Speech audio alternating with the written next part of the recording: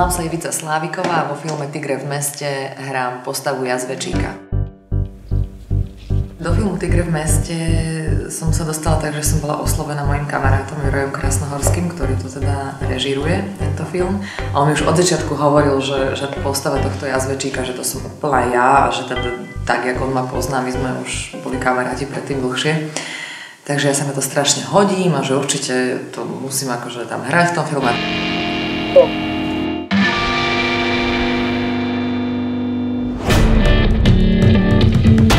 Môžeš povedať, to ženy vycítia. Je to mladá baba, ktorá moc nerieši a užíva si život a na jednej strane mi to sympatické a asi sa musím priznať, že asi niečo tam muselo byť, lebo sa mi to strašne dobre hralo, tak prirodzene a v určitých situáciách, keď ja som v spoločnosti kamarátov a teda mne blízkych ľudí, tak ako ma Juraj pozná, tak ja takáto som niekedy, že som presne taká bláznivá, uvoľnená. Vidíme si.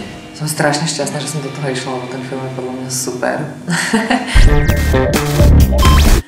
Najťažšie sa mi hrala scéna s Milanom v stajni. V stajni na sene, asi to bola pre mňa taká najťažšia scéna. Tak bola lízania. Teraz ucítiš moju anakondu. Žalúdko. No to chcem vidieť. Ja neviem, na mňa to naozaj tak akože silne zapôsobilo, že som potom musela teda výjsť. Keď sme to dotočili, tak som vyšla, trošku som sa tam predýchávala, možno mi aj nejaká slza vybehla von. Ja s takýmito vecami nechodím von a nevzdychám bežne na verejnosti. Tento film môžete vidieť vo vašich kinách už od 7. júna. Takže určite príďte, lebo je super.